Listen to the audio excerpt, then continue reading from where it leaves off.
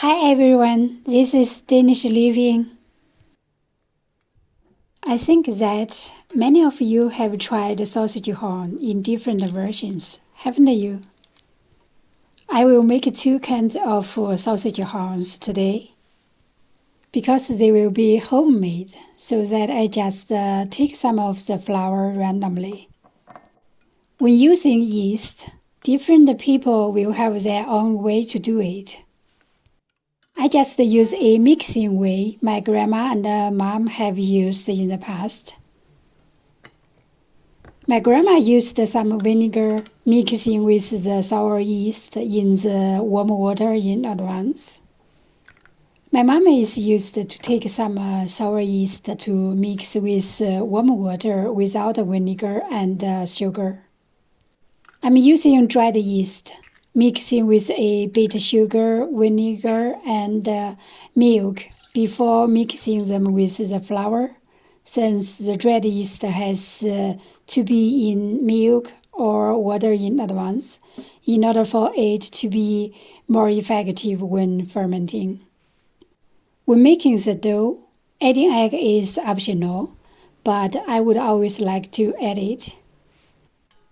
There are some advantages to add eggs, such as increasing the nutrition in the bread, bringing a unique mellow aroma to the bread. Adding the color to the bread because of egg yolk is a natural coloring agent, increasing the taste and the elasticity of bread when baking. From time to time, I prefer to knead the dough by hand.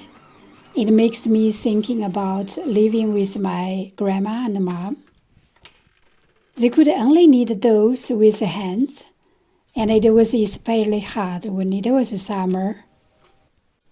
But it seemed that we got an extra happy atmosphere during that time, since we were there around them when mom or grandma kneaded a dough. We talked and laughed. The traditional sausage horn has been made by wheat bread and pork sausage. As alternatives, you can use coarser bread mixing with chicken sausages or vegetarian sausages when making sausage horns. Sausage horns can be found in most of the world with different versions. Many Asian people would like to use chicken sausage to make it, while Danish people would like to use pork sausage to make it. Sausage horn is a well-known dish in Denmark. It's especially popular on children's birthdays and for their lunch packs. As a kind of normal fast food, people can easily find it in different restaurants. It's not easy to figure out what time such sausage horn became a kind of normal food.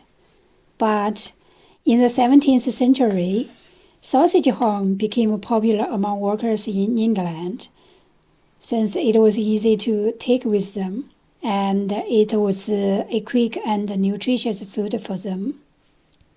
The first written recipe of sausage horn is called Pigs in Blankets. It appeared in Betty Crocker's book, Cooking for Kids, in 1957. For my own style of sausage horn, I wrap the dough around the pork sausage. It's funny to make it while I'm thinking about the millipedes. There are many of millipedes around our front yard wall when I was a child. My little brother and I could stay beside the wall to look at them climbing on the wall all day long in the summer, while Grandma and Grandpa sat under the apricot tree talking and taking care of us. My sister was also sitting nearby them and reading a book. From time to time, Grandpa went to us to look at a millipede walking together with us. Sometimes, my grandpa would suggest us to dig some earthworms so that we could use them to catch fish in our little lotus pond. Just after 1 or 2 hours, we could often get a bowl of small fishes, and they would be our snacks very soon, since it was very quick for Grandma to cook them. The traditional sausage horn is wrapped with a triangle dough and a pork sausage. As the extended versions, you can smear some ketchup on the dough before wrapping it with sausage. You can also put a piece of cheese on the dough to wrap them with the sausage. In the US, the term pigs in a blanket is typically used for hot dog sausages in croissant rolls, but it's also used for Wiener sausages or cocktail sausages wrapped in biscuit dough, pancakes, or croissant dough and baked. The dough might be homemade, but it's quite common to use canned dough.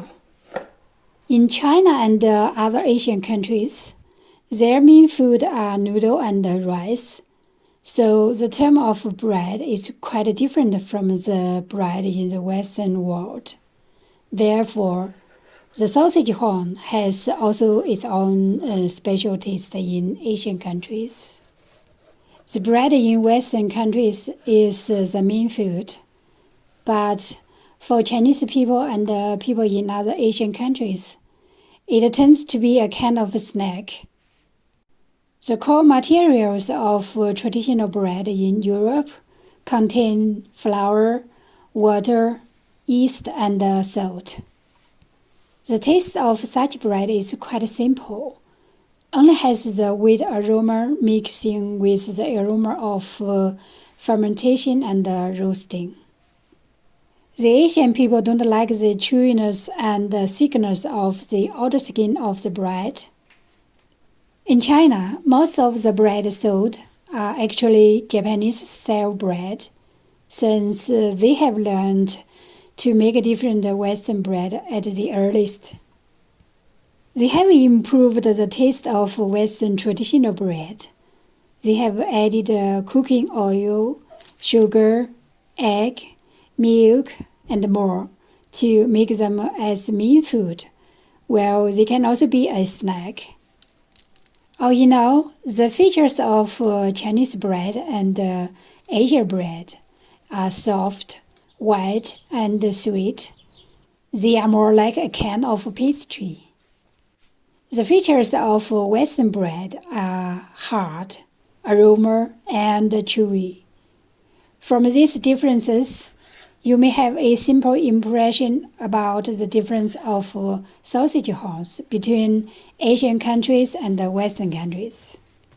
The cooking way of turning flour into bread was originally from ancient Egypt, and after the ancient Roman Emperor, making bread had been circulated in Europe. The bread had appeared in China between the 18th and the 19th. For me, I got to know different bread after the 1990s. And I have tasted my first sausage horn after I have moved to Denmark. When I had tasted my first sausage horn, I was wondering why the bread tasted so strange. It was not sweet and soft enough.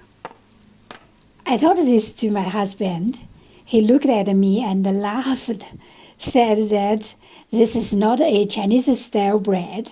This is a Danish-style bread. He knows the Chinese culture very well, so he can also see such differences. For the rest of the dough, I will bake them as bread. So I got both sausage horns and bread as our lunch today, which is great in my opinion.